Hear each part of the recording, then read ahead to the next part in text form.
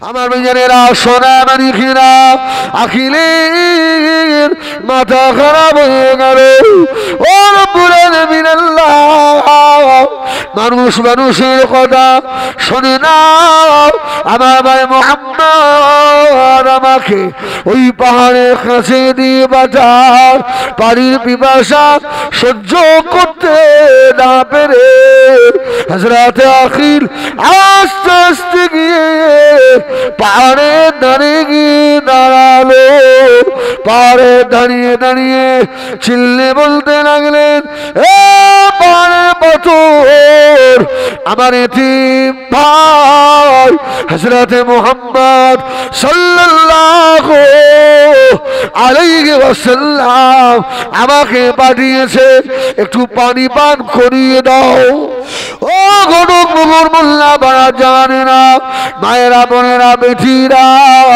ওই সময় পাহাড়ের ভিতর থেকে আওয়াজ হয়েছিল ও ভাই হযরত আখিল আমাদের নবী জনাবে মুহাম্মদুর রাসূলুল্লাহ সাল্লাল্লাহু আলাইহি ওয়াসাল্লামকে গিয়ে বলুন আমরা পানি দিতে পারলাম না কেননা যেদিন আমাদের নবী বলেছিলেন ইয়া আইয়ুহাল্লাযীনা আমানু কু আনফুসাকুম ওয়া আহলিকুম নারা وقودها الناس والحجارة جعلنا النور منوشا পাথর ওই দিল থেকে জাহান্নামের আযাবের ভয়ে কেঁদে কেঁদে আমাদের বুকের পানিগুলো সব শেষ হয়ে গিয়েছে শয়তান ইবলিস পিছন দিক থেকে লাথি মারতে লাগলো ও হযরত আখিল খবরদার মুহাম্মদুর রাসূলুল্লাহ সাল্লাল্লাহু আলাইহি ওয়াসাল্লামের কথা শুনে যেন ঈমান আনবি না মুহাম্মদ বড় জাদুকর আল্লাহ নবী আখিলকে বললেন ভাই আখিল এবারে বাড়িতে ফিরে চলো নবী আমার দয়ার নবী পরের দিন আবার সকালে আস্তে আস্তে চলে এলেন আখিলের ঘরের দরজায় দাঁড়িয়ে নবী আমার ডাক দিলেন ভাই আখিল বাড়ি আছো নাকি ভিতর থেকে আওয়াজ হলো যাব না ও হযরত মুহাম্মদ যাব না আল্লাহর নবী পাগলের মতো কাঁদতে লেগেছে আমার দুনিয়ায় মা নাই আমার আব্বা নাই আমার আবরার মতো কেউ নাই ভাই আখিল মক্কা চতুর্পাশে আমি রাসূলুল্লাহ সব আমার জানের দুশমন আল্লাহ নবীর নূরের চোখের পানি দেখে আর থাকতে পারি না আখিল আস্তে আস্তে বার হয়ে চলে এলো জোরে বলে না সুবহানাল্লাহ আপনাদের অসুবিধা হচ্ছে অসুবিধা হচ্ছে একটু তাকবীর দাও না নারায়ে তাকবীর এই জোরে বলো না নারায়ে তাকবীর আমাদের ঘটকপুকুর মোল্লা পাড়ার মহান ইসালের সওয়াব আল্লাহু আকবার আখিল বলছে মুহাম্মদ যাব না বলেছিলাম কিন্তু তুমি তো শুনলে না চলো সোনা মানিকেরা আল্লাহ নবী হযরত আখিলকে সঙ্গে করে নিয়ে মরুভূমির উপর দিয়ে চলে যাচ্ছেন ও ভাইজানেরা কিছু দূর যাওয়ার পরে হযরত আখিলকে আল্লাহর নবী বলেছিলেন ও ভাই আখিল দাঁড়িয়ে যাও আমি রাসূলুল্লাহ একটু কাজে হাজত ইস্তিলজা করব রাসূলুল্লাহ ইস্তিনজা যাবে আকিল বলছে আমি দাঁড়িয়ে দাঁড়িয়ে দেখছি আমার দয়ার নবী আস্তে আস্তে আগে গিয়ে মরুভূমির বালুগুলো টেনে টেনে সম্মুখে দেওয়াল করছে। জোরে বলুন সুবহানাল্লাহ। একটু উঁচু করছে। হযরত আকিল পিছন দিক থেকে আওয়াজ দিল, ইয়া রাসূলুল্লাহ, ইয়া হাবিবাল্লাহ, কে তো সম্মুখে নাই, মরুভূমি আর মরুভূমি, কেন বালু উঁচু করছেন? আল্লাহ নবী বলেছিলেন, ও ভাই আকিল শুনে রেখে দাও, আমি রাসূলুল্লাহ যে কোনো ফাঁকা জায়গায় পোশাক ফিরতে পারবো না, একটু ঘিরে নিলাম। আল্লাহ নবী একবার শুধু বললেন, আশপাশের খাজুর গাছেরা তোরা উঠে উড়ে এসে আমি রাসূলুল্লাহকে ঘিরে ধর। জোরে বলুন সুবহানাল্লাহ। হাদিস পাকে এসেছে ছোট ছোট খাজুরের গাছগুলো, আকিল বলছে আমি দাঁড়িয়ে দেখছি সব মানুষের মতো হেঁটে হেঁটে এসে আল্লাহর রসুলকে ঘিরে ধরেছে। জোরে বলুন সুবহানাল্লাহ। রসুলের কথা খাজুর গাছে শোনে, পাহাড়ের পাথরে শোনে, রসুলের একদল উম্মত শোনে না। আছে না নাই? আমি বলি যেভাবে পার্টির জন্য স্লোগান তুলি, যেভাবে মেহনত করি, ক্যাম্পিং করি, যদি এক একটা মুসলমান এইভাবে দায়িত্ববান হয়ে যেত, তা'মুরুনা বিল মারুফ ওয়া তানহাউনা আনিল মুনকারের, খোদা কি কসম ঘটকপুকুর মসজিদে জায়গা হতো না। হতো? এই জন্য আল্লামা আবুল আয়েস সামারকান্দি রাহমাতুল্লাহ আলাইহি তার কিতাবে লিখেছে, এই জাতির উপরে অতদিন শান্তি আসবে না যতদিন না মসজিদগুলোতে ফজরের নামাজে জুমার মতো লোক না হবে। এই ফজরে লোক বেশি হয় না কম হয়? এই জোরে বলে, কম হয় না? যে কটা বুড়ো মুসল্লি রাত্রিতে ঘুম হয় না, হ্যাঁ, সর্দি কাশির অ্যাজমা রুগী, এরা সব গিয়ে বসে আছে। আর আমার মতো যুবক গুলো যায় না, যায় না। এই জন্য আবুল আয়েস সামারকান্দি বলেছেন, মসজিদে যতদিন ফজরে জুমার মতো লোক না হবে, এই জাতির কপালে শান্তি ফেরা মুশকিল। রাসূলুল্লাহ বললেন, এই খাজুর গাছের আয় আমাকে ঘিরে ধর। সব এসে ঘিরে ধরেছে চতুর্পাশ। আকিল দূর থেকে দাঁড়িয়ে দাঁড়িয়ে অবাক। অসুবিধা হচ্ছে ভাই? অসুবিধা হচ্ছে? ও বড় ভাই অসুবিধা হচ্ছে ভাই? হয়নি তো? হ্যাঁ দেখেন, এ দেখেন আপনারা কম বেশি, আমার ঘটকপুর এলাকায় আমার দাওয়াত কম নয়। আমি কালকে আপনাদের এই চাঁদপুরে সভা করেছি, আপনারা সব কম বেশি জানেন। আমি হিজবুল্লাহ বাজে কথা বলা ছেলে নয়, আল্লাহ মাফ করেন। হ্যাঁ, খাল ধারে, হ্যাঁ, একটাও বাজে কথা বলবো না ইনশাআল্লাহ। যতটুকু বলবো ইশকের সঙ্গে বলার চেষ্টা করবো, না লেবে চলে যাও ভাই। কারণ আমার পীর আল্লামা কালিমুল্লাহ হুজুর রহমাতুল্লাহ আলাইহি আমাকে বলেছিলেন, কোচি একটা ওসিয়ত করে যাই, শুনে নাও, কোনোদিন রাসূলুল্লাহর মেম্বারে বেয়াদবি করবে না। কারণ আমার রাসূল ইচ্ছা করলে মদিনা রওজায়ে আতাহার থেকে এই মাহফিলটা রাসূলুল্লাহ দেখারও ক্ষমতা রাখেন। সুবহানাল্লাহ বলে। এই নবীর দেখার ক্ষমতা আছে না নেই? আল্লাহওয়ালা যারা হয় এদের জন্য তাম পৃথিবীটাকে আল্লাহ সংকুচিত করে দেয়, ছোট করে দেয়। এরা ইচ্ছা করলে তাম পৃথিবী দেখার ক্ষমতা রাখে। জোরে বলুন সুবহানাল্লাহ। ওহ, আকিল বলছে মুহাম্মদ সাল্লাল্লাহু আলাইহি ওয়াসাল্লাম একই অবস্থা। রাসূলুল্লাহ ইস্তেনজা করলেন, করে বললেন চলো বাড়ি চলো, আজকে অন্যায়। ও আমার মেয়েরা, সোনা মানিকেরা, আখিলের কলিজা ভিতরে তোলপাড় শুরু হয়ে গেল। আল্লাহ বাপ, আমার বাপ বড় ভাই, মা বড় ভাই হযরত মুহাম্মদ সাল্লাল্লাহু আলাইহিস সালাম গতকাল ভাইয়ের কথায় পাহাড়ে পাথর কথা বলল, আজকে গাছগুলো উঠে উঠে এসে আল্লাহর নবীর চতুর্পাশে ঘিরে ধরল। আকিল তুই আর বেঈমান থাকিস না রে, তাড়াতাড়ি আর একবার ঈমানের কলমা পড়ে মুসলমান হয়ে যা।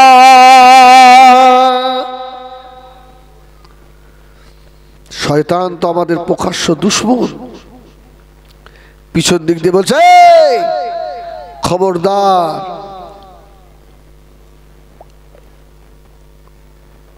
বক্সের সাউন্ড কি খুব জোর লাগছে?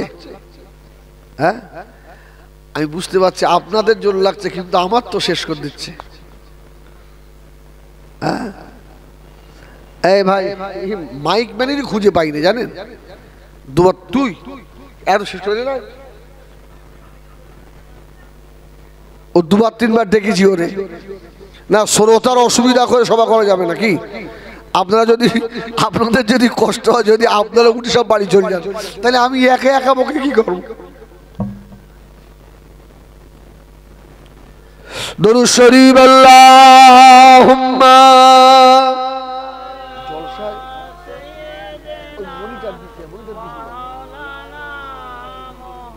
আবার শুনতে না কষ্ট হয় না, একটু আস্তে বলতে।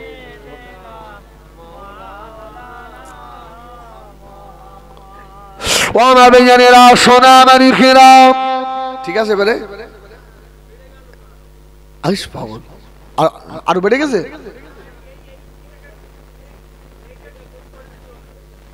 বক্স তো বক্স তুমি দিয়েছো, তাহলে আরো কমাও। আল্লাহু আকবার।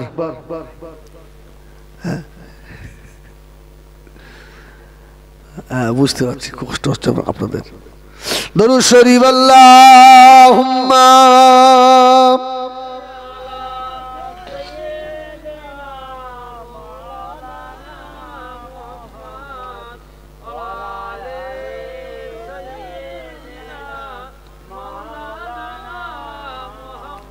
ও আমার বেঞ্জানেরা, সোনা মানিকেরাম, ও জানেরা, খুব গভীর মনোযোগ। আল্লাহ নবী আখিলকে বললেন ও ভাই আখিল এসো কলমা পড়ো। আবার ফিরে বাড়ি চলে গেলেন। আখিল ওই দিনে আল্লাহ নবীকে ধরে বলেছিলেন, ভাই মুহাম্মদ সাল্লাল্লাহু আলাইহি ওয়াসাল্লাম খবরদার আগামীকাল যেন আসবেন না। আল্লাহর নবীর মনের আশা আল্লাহ একজনও যদি ঈমানের কলমা পড়ে নেয়। সুবহানাল্লাহ। ও গরু কুকুর মোল্লা পাড়ার জওয়ানেরা, আমার মাহফিলে যত মানুষ বসে আছেন এর ভিতরে অনেকে আছে পাঁচ কলমাও জানে না, ওষুধ নিয়ে জানে না, পাক পবিত্র হওয়া গোসলের নিয়মটাও জানে না। আছে না নেই? আরে ঘটক পুকুর নয়, 2008-এ আমি যখন আল্লাহ আমাকে প্রথম হজে নিয়ে যায়, এশার নামাজ পড়ে সব হাজি সাহেবরা ঘরে এসছে, আমি সব আমার কামরায় এসো, আমার ঘরে এসো।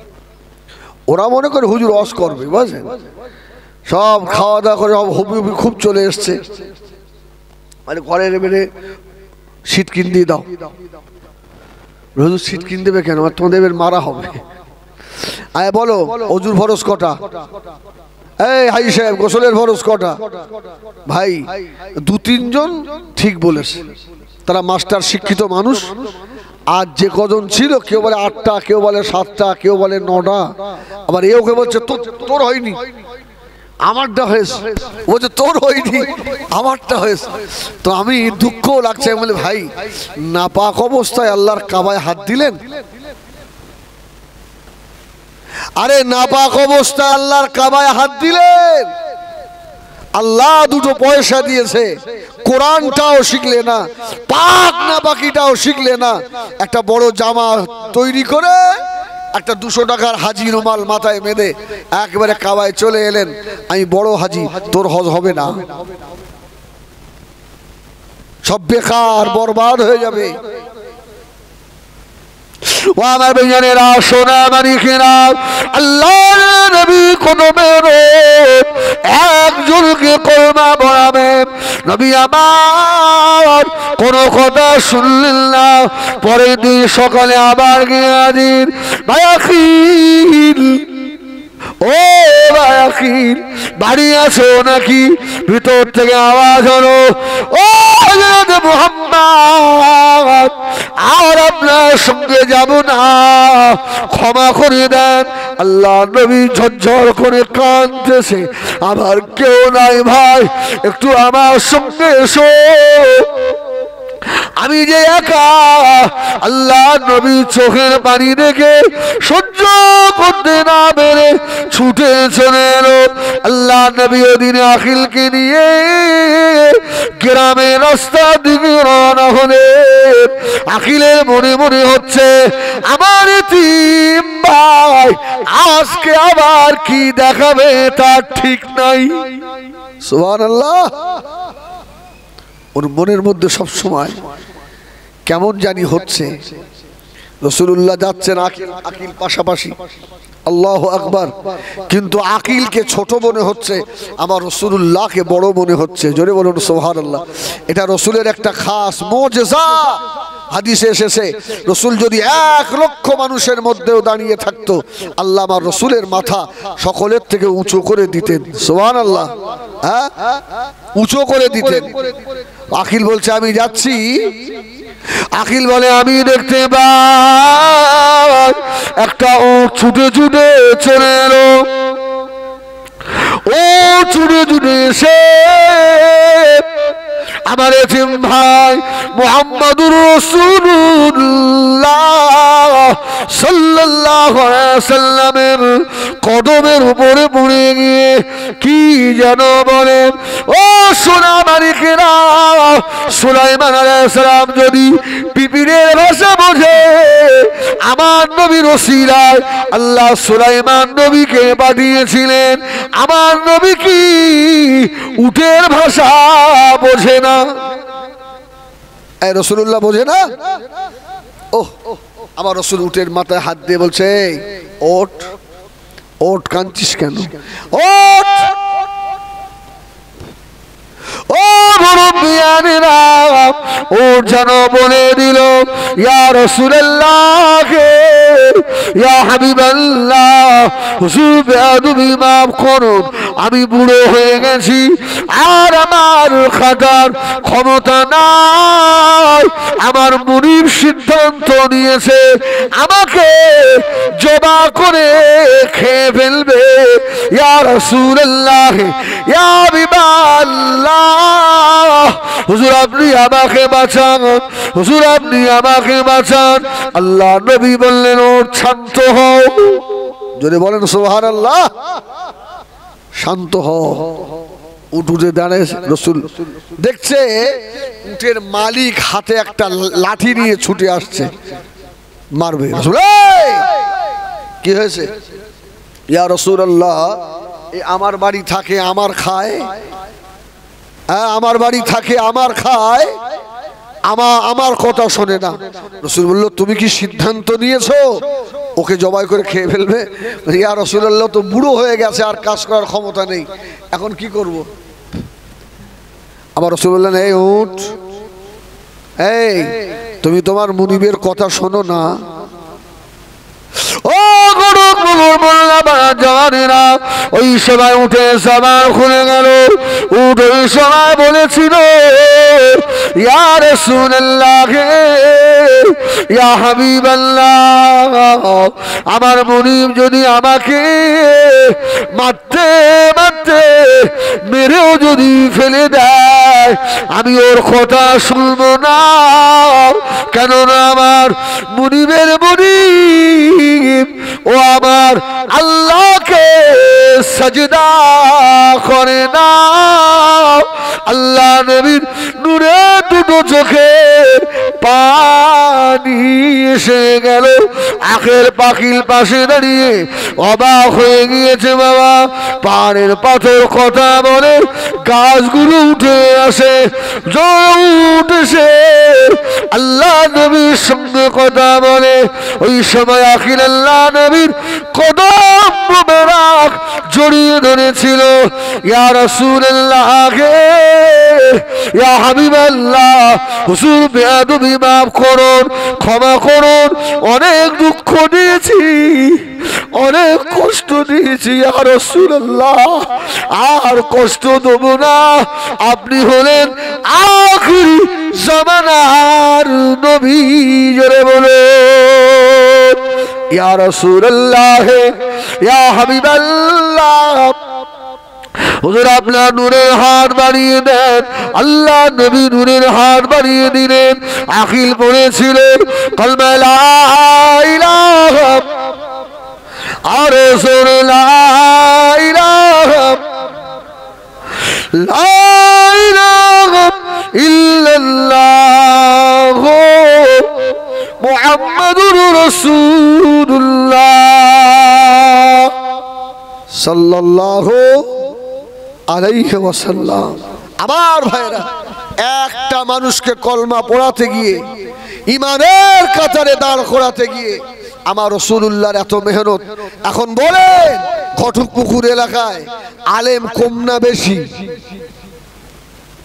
দুর্নীতি বেশি না কম? কি সর্বনাশ!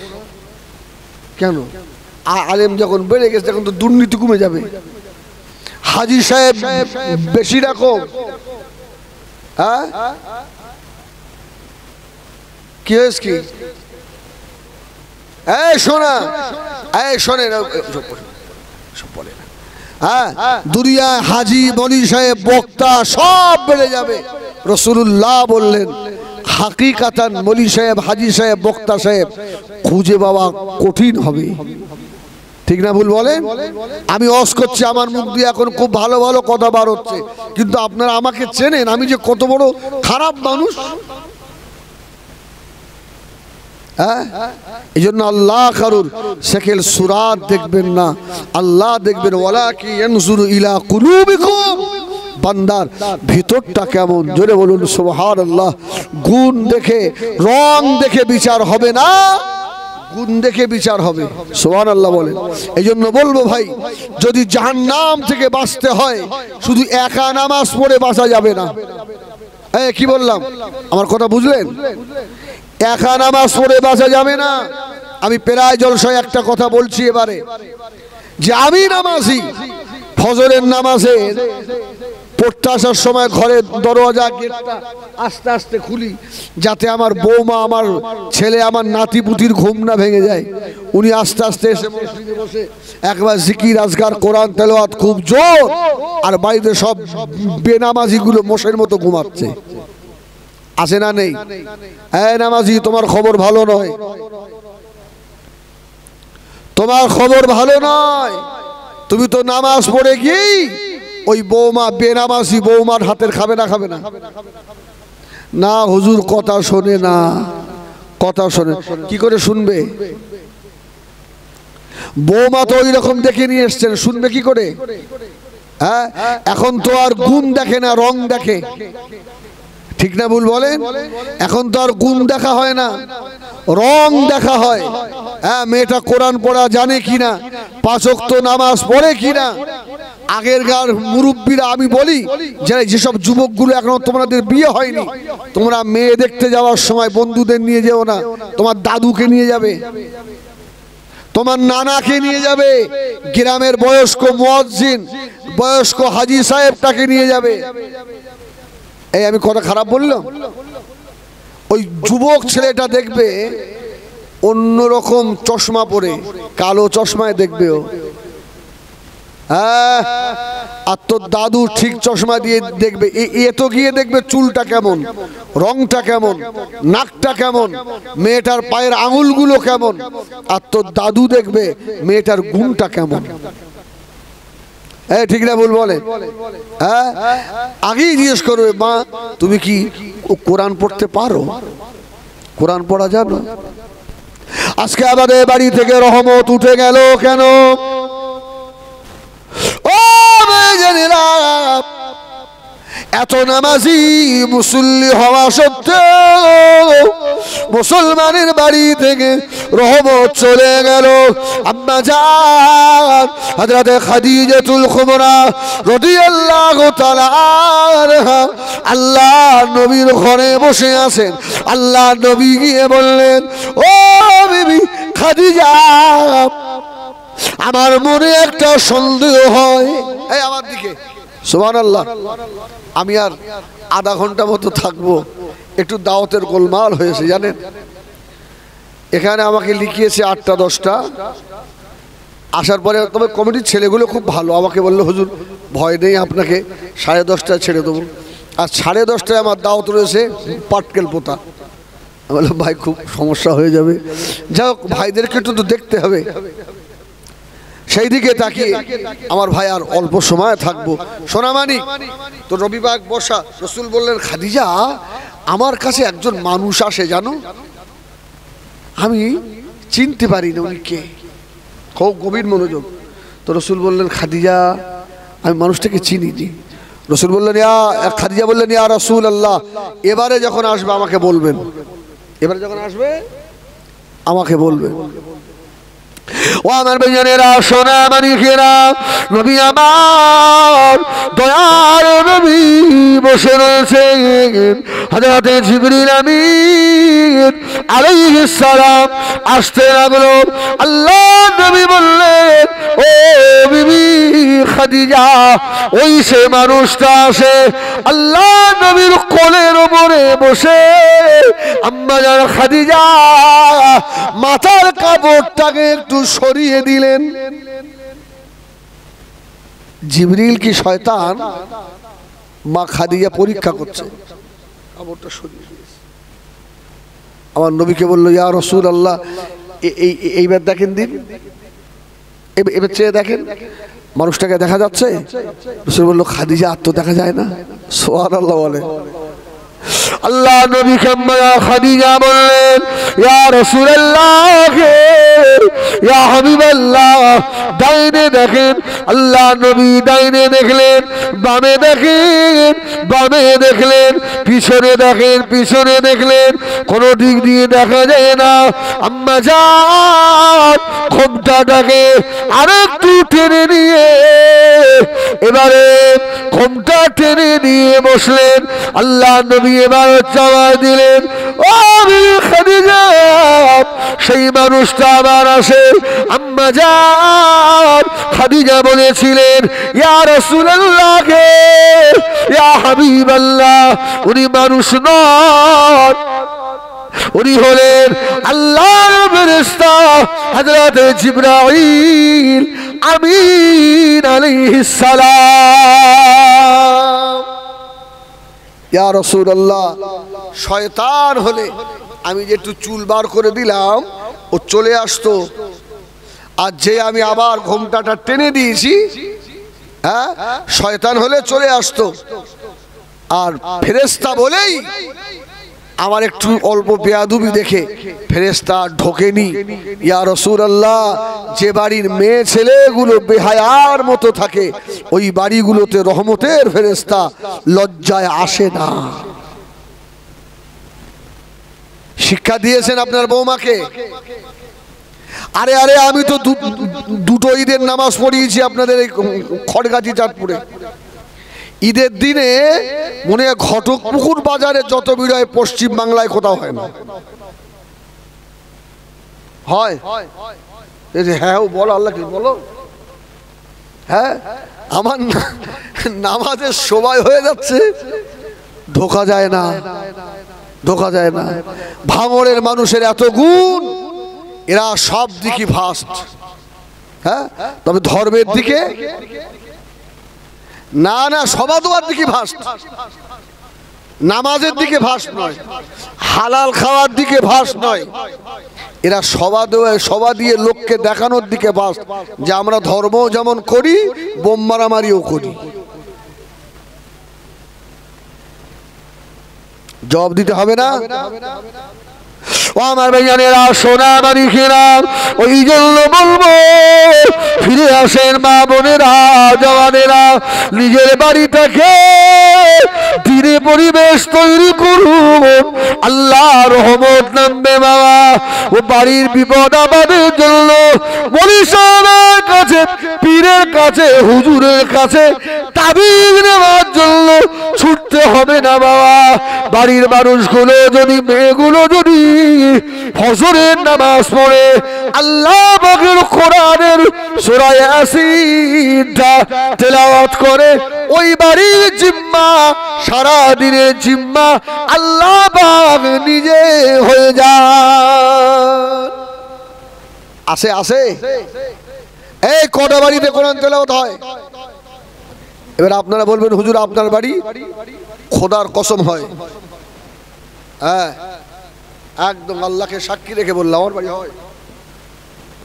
তাই আমি বলছি, মেয়েরা আবার বসে বসে বলবে হুজুর তো লেকচার দিচ্ছে, হুজুরির বউ পড়ে, মানে ওরা গীবত করায় ফার্স্ট না, ওরা বসে বসে বলছে আমার মা তোমাদের আল্লাহ অনেক ইজ্জত দিয়েছে, ভালো হয়ে যাও। এই একটা মেয়ে ইচ্ছা করলে এখনো এই সমাজে খাজা বাবার মতো ওলি আমাদের উপহার দিতে পারে, সুবহানাল্লাহ বলেন। এখনো একটা মেয়ে ইচ্ছা করলে ফুরফুরার আবু বাকারের মতো পীর আমাদের কাছে উপহার দিতে পারে। আমাদের মতো এই সমাজে একটা মেয়ে ইচ্ছা করলে বসিরহাটি আল্লামার মতো আল্লামা এখনো আমাদের দিতে পারে, জোরে বলুন সুবহানাল্লাহ। এই জন্য রসুল বলেছেন মেয়েদের পেটটা হলো সন্তান তৈরির ফ্যাক্টরি, জোরে বলুন সুবহানাল্লাহ। এখন ফ্যাক্টরি কি হবে বলেন? আল্লাহর পাক কালামের সঙ্গে যা বেশি না মহব্বত, এই শয়তানের সঙ্গে বেশি মহব্বত। যদি মরতে চাও বউকে ফোন কিনে দাও, কি ঠিক বললাম না ভুল বললাম? এ নামাজ কালাম কোরআন তেলাওয়াত সব দূর করে দেবে, ও তোমার জায়গায় অন্যকে এনে বসিয়েও দেবে। তখন শুধু বসে বসে কাঁদবা, চোখ ডলবা, হুজুর তাবিজ করে দাও, বউ চলে গেছে। হবে না, হবে না, ভুল তো আপনি করেছেন। এই যে শয়তানটাকে সরান বাড়ি থেকে, কাজ হবে, হবে না?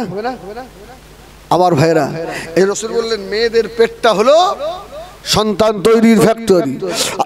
আল্লাহর ওলি খাজা গরিবে নওয়াজ আজমিরি রহমাতুল্লাহ আলাইহি হুজুর উস্তাদানি বাড়িতে এসে হুজুর নিজে খেদমত করে 90 লক্ষ মানুষকে ঈমানের দাওয়াত দিয়েছিলেন।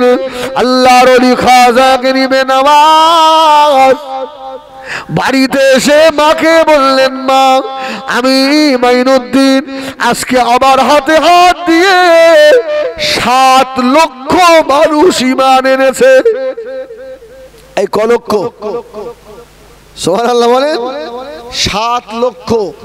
তো খাজা গরিবে নওয়াজের মা বলছে, মাইনুদ্দিন ও যা ঈমান এনেছে তোমার জন্য নয়, আমি মা আমার কৃতিত্ব, জোরে বলুন সুবহানাল্লাহ। খাজা গরিবে নওয়াজ বলছে আমার হাতে হাত দিয়ে কলমা পড়লো, আর মা বলে সব আমার।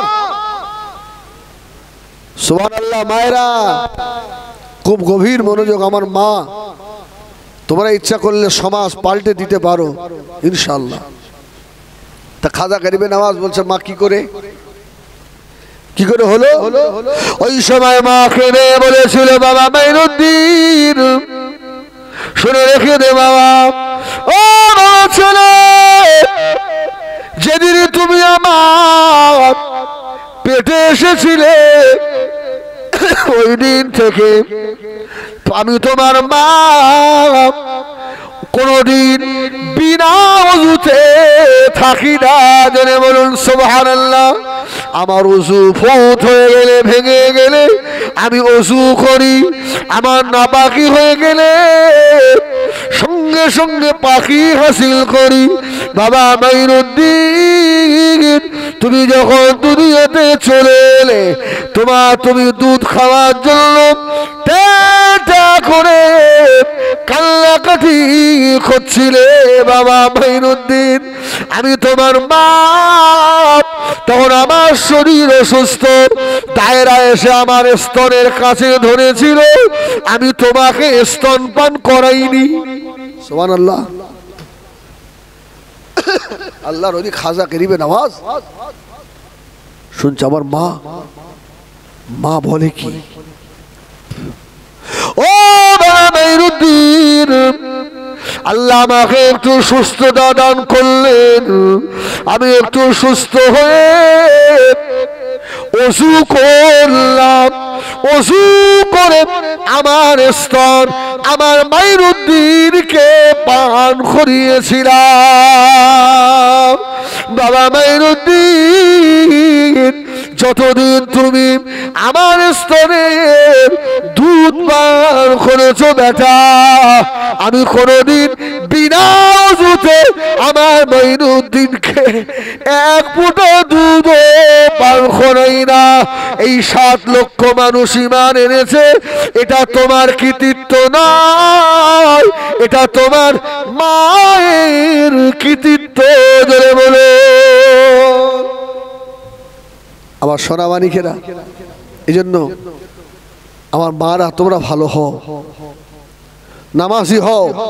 খোদার কসম, তোমরা কি দেখো না আজকে যে মুখে কত রকমের ফেস ওয়াশ, কত রকমের কিছু লাগাও, তোমার দাদির দিকে একটু তাকিয়ে দেখো না, তুমি আর কি সুন্দরী। তোমার দাদি তোমার থেকেও সুন্দরী ছিল, আজকে সব গুটিয়ে চামড়া ঢিলা হয়ে গেছে। এই আমাদের হবে না, হবে না, হবে না। যৌবনের তাড়নায় পড়ে কত অপরাধ করেছো, আর ক্ষমতা আছে? এখন তো আর একা উঠতে পারো না, লাঠি 3টে ঠ্যাং। ও যুবকরা মনে করছে আমাদের হবে না, আমাদের হবে না। এমন দিন গিয়েছে খোদার কসম, এই ভাঙড় এলাকায় আমি এক রাত্রিরে 4টে পর্যন্ত সভা করেছি, আর 2টোর বেশি হয় না। এবার বুকি কুনকুন করে। আগে মনে হতো ধুস সভা করা আবার কিছু, তার মানে বুঝতে পারছি যত একটা করে দিন যাচ্ছে, একটা করে কদম কবরের দিকে আগিয়ে যাচ্ছে, আগাচ্ছে। আমার ভাইজানেরা, সোনা মানিকেরা, ও জানেরা, মুরব্বিয়ানেরা, মায়েরা, বোনেরা, বেটিরা, আমি হিজবুল্লাহ হাতে না ধরে পায়ে হাত দিয়ে বলবো, আল্লাহওয়ালা হয়ে যান, আল্লাহওয়ালাদের সোহবত হাসিল করুন, মসজিদের সঙ্গে সম্পর্ক করুন। দুনিয়ার মানুষেরা আপনাকে পাগল বলবে, দুনিয়ার মানুষেরা দাম না দিক, আল্লাহ দরবারে আপনি দামি হয়ে যাবেন। আবার ভাইজানেরা, সোনা মানিকেরা, বর্তমান সময়ে যুবকেরা, মুসল্লিরা নফল নামাজও বাদ দেয়, আছে না নাই? আবার কিছু আছে, আছে না, আছে না? এই মানে খুব শর্ট সময় তো আমি একটু তাড়াতাড়ি করে বলছি দুটো কথা, নেই এই বিস্তারিত আলোচনা করা যেত। এই শোনা, আছে না নফল নামাজ পড়ে না, বাদ দেয়, বাদ দেয়। এই এশার পরে 2 রাকাত নফল দাঁড়িয়ে পড়েন না বসে পড়েন? বসে পড়বেন, বসে পড়বেন, দাঁড়িয়ে নয়। হ্যাঁ, বসে পড়বে। জুম্মার নামাজে 2 রাকাত পড়ে থাকে না পালায়, আর বিশেষ করে বাজারের মসজিদ তো মগরিবের মনে সুন্নতটা অনেকে পড়ে না, আসে না, আসে না, উঠে পালায়। এই শোনো, তোমরা যারা ইমামে আজম আবু হানিফার মাসলাকের, আমি আমার ভাইদের বলছি, আমার বলার অধিকার আছে না নেই? যারা আমার ভাই, তোমরা যারা ইমাম শাফিকে মানো, ইমাম আহমদ ইবনে হাম্বলকে মানো, তোমরা তোমাদের মতো চলো। তো আমার ইমামে আজম আবু হানিফার মাসলাকের যারা, আমার ভাইদের বলার অধিকার আমার আছে। আমি তোমাদের বলছি না, তোমরা গায়ে পেতে নিও না। আমার সোনামানি নফল নামাজ পড়তে কষ্ট হয়। ইমামে আজম আবু হানিফা রহমাতুল্লাহ আলাইহি, জগৎ বিখ্যাত ইমাম। আর আপনি কার রস শুনেছেন ইউটিভিতে? দাড়ি নেই, চুল নেই, কিছু নেই, তার রস শুনে নফল নামাজ বাদ দিয়ে দিলেন। জীবনে আল্লাহর ওলি হতে পারবেন? আল্লাহর নৈকট্য জীবনে হাসিল করতে পারবেন? যারা বলে আমার রসুলের মুখ দিয়ে দুর্গন্ধ বার হয়, যারা বলে স্বামী স্ত্রী সহবাস করে গোসল না করলেও হয়, ওযু করলে হয়ে যায়, যাবেন ওদের দলে? আচ্ছা, এখন বর্তমান সমাজে যত আলেম আছে, মুজাদ্দেদে জামান দাদা পীর কেবলার মতো একটা আলেম দেখাতে পারবেন? আছে? আরে যত পশ্চিম বাংলায় আলেম আছে হয়তো 2-5টা খুঁজলে পাওয়া যাবে। এদের যদি সৌদি আরবে নিয়ে গিয়ে মানে মক্কা মদিনার ইউনিভার্সিটিতে ভর্তি করে দেওয়া হয়, এদের আবার আলিফ বে পড়াবে। আর আমার মুজাদ্দেদে জামান 40টা হাদিসের সনদ নিয়ে এসছে। জোরে বলুন সুবহানাল্লাহ। আমরা যেমন তেমন আমির মানিনি। এখন তো জীবনে মাদ্রাসায় যায়নি সেও আমির সাহেব, কিছু বলে না। দিনের কাজ তো ভালোই হচ্ছিল আলহামদুলিল্লাহ, আমরা কোনো এন্ট্রি করি না। এরা আলেমদের নেবে না, একদল আছে না নেই? ওরা নিজেরাই আমির হয়ে গেছে। তো সব থেকে বড় আলেম মুজাদ্দেদে জামান দাদা হুজুর বসিরাটি আল্লামা হুজুর মাওলানা আশরাফ আলী থানভী, মাওলানা রশিদ আহমেদ গাঙ্গুহি, মাওলানা আনোয়ার শাহ কাশ্মীরি রহমাতুল্লাহ আলাইহি, এনারা নফল পড়ে পড়ে আল্লাহ হাসিল করে আল্লাহর ওলি হয়ে কবরে চলে গেল। আর কোথাকার তাই পড়া বলি সাহেব এসে বক্তব্য দিয়ে গেল নফল পড়া হবে না, সব ছেড়ে দিল, শেষ করে ফেলবে। আল্লাহর ওলি জগৎ বিখ্যাত ইমামে আজম আবু হানিফা রাহমাতুল্লাহ আলাইহি হুজুরের দরবারে একজন মানুষ এসে হাজির হলো। জিজ্ঞাসা করছে, আমাদের ইমাম আপনি কত রাকাত করে নফল নামাজ পড়েন? বলে ভাই আসছে, এর তাকবীর দেন, নারায়ে তাকবীর, নারায়ে তাকবীর। সিলসিলায়ে হক মুজাদ্দিদুজ জামান আহলে সুন্নাত ওয়াল জামাআত জনাব ভাই সাহেব হুজুর কিবলা, জনাব ভাই সাহেব হুজুর কিবলা, নারায়ে তাকবীর। ভাই কে কে আসছে নাকি? আসলে আওয়াজটা তো সেরকম হলো, বুঝতে পারা গেল না। এই শোনেন তো, ইমামে আজম আবু হানিফা রহমাতুল্লাহ আলাইহি রাস্তা দিয়ে যাচ্ছে, রাস্তা দিয়ে এক মেয়ে ছেলে দাঁড়িয়ে দাঁড়িয়ে বলছে, সব লুকিয়ে পড়লে, লুকিয়ে পড়। বলে কেন? বলে দেখ, জগতের ইমাম আসছে, উনি প্রত্যেক দিন রাত্রিরে 500 রাকাত করে নফল নামাজ পড়ে। সুবহানাল্লাহ বলে। এই করাকাত 500। পাশে একটা মুরিদ দাঁড়িয়ে ছিল, হুজুরের বলল, হুজুর আপনি তো 500 রাকাত নফল পড়েন না, 300 পড়েন। হুজুর বললেন, আজ থেকে আমি 500 পড়বো। জোরে বলুন সুবহানাল্লাহ। ইমামে আজম আবু হানিফা যদি রাত্রিরে 500 রাকাত নফল নামাজ পড়ে, আমাদের মাযহাবের ইমাম, আর আপনি সেই হানাফি মাযহাবের হয়ে নফল নামাজগুলো বাদ দিচ্ছেন, বলেন আপনার উপায় কি হবে? আমার বেজারেরা সোনা মানিকেরা, আল্লাহর ওলি জগতের ইমাম ইমামে আজম আবু হানিফা রাহমাতুল্লাহ আলাইহি হুজুর আমায় বলেছিলেন আমি 300 রাকাত পড়ি। যখন মহিলা বলল 500 রাকাতের কথা, আমি ইমামে আজম আজ থেকে 500 রাকাত পড়ব। ও সোনা মানিকেরা, জওয়ানেরা, যুবকেরা, আল্লাহর ওলি ইমামে আজম আবু হানিফা রাহমাতুল্লাহ আলাইহির কাছে একজন এসে বলেছিল, আপনি বড় আলেম না সুফিয়ান সৌরি বড় আলেম? সুফিয়ান সৌরি। হুজুর কোনো কথা বলে না। হুজুর বললেন, যার ধৈর্য বেশি সে বড় আলেম। এই খুব সংক্ষেপ, ভাই অস করবে, ছেড়ে দিচ্ছি।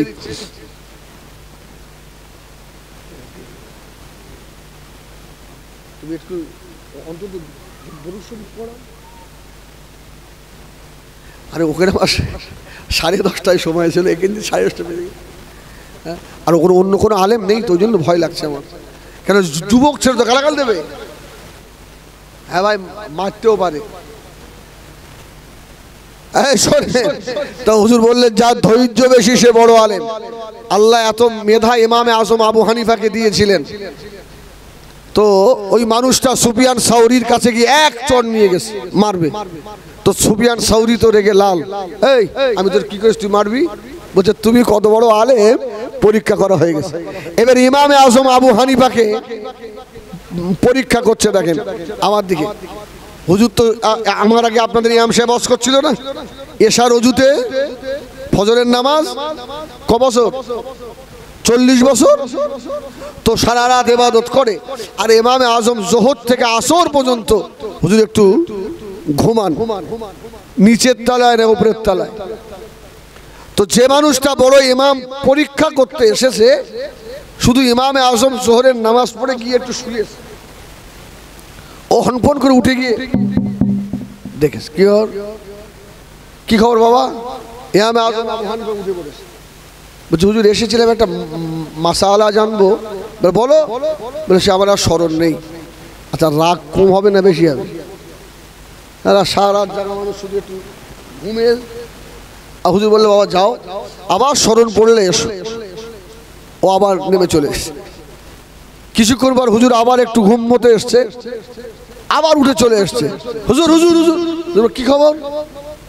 বলে হুজুর আমি সে একটা মশলা জানবো, আমার সে ভুল হয়ে গেছে,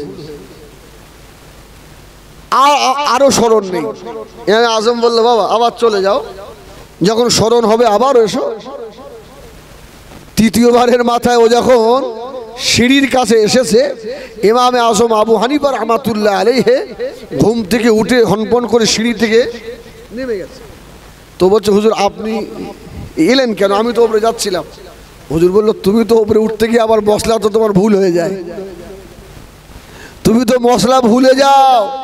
ওই জন্য সিঁড়িতে উঠতে গিয়ে যাতে মশলা ভুল না হয়, আমি ওই জন্য নেমে এসছি। আচ্ছা বলো কি খবর? এইবারে মশলা মনে আছে? বলছে হুজুর মনে আছে। কি খবর? বলছে হুজুর বলেন দিন, পায়খানা তিতো না মিষ্টি? আচ্ছা এইরকম প্রশ্ন যদি আমাদের মতো আপনার খেড়ে খোদা বক্স মৌলী সাহেবের কাছে করে, তার মেরে দাঁত ফেল দেবো না? শয়তান কোথাকার পায়খানা মিষ্টি না তেতো আমি কি খেয়ে দেখেছি? এরকম বলবো না? তো ইমামে আজমকে প্রশ্ন করেছে হুজুর বলে পায়খানা তিতো না মিষ্টি? তো জগতের ইমাম তো মাথাটা হ্যাট করে বলছে বাবা পায়খানা মিষ্টি। আর স্বাভাবিক উল্টো তো বলবে। আপনি কি করে বুঝলেন? আপনি কি খেয়ে দেখেছেন? তো ইমামে আজম বলল বাবা 1 কেজি এলেম থাকলে 2 কেজি তার হেলেম দরকার হয়। বলে কেমন? বলছে সব কি খেয়ে দেখা লাগে? পায়খানা যখন করা হয় তখন মিষ্টি থাকে বলে ওর উপরে মাছি গিয়ে বসে। সুবহানাল্লাহ বলেন। হ্যাঁ, পায়খানা করার পরে মিষ্টি বলেই মাছি বসে, আর যখন শুকিয়ে যায় তিতো হয়ে যায় ওই সময় আর মাছি পায়খানায় বসে না। মানুষটা এভাবে আজম আবু হানিফার পা জড়িয়ে ধরে হুজুর এই জন্যই তো আপনি জগতের বড় ইমাম হয়েছেন। জোরে বলুন সুবহানাল্লাহ সুবহানাল্লাহ।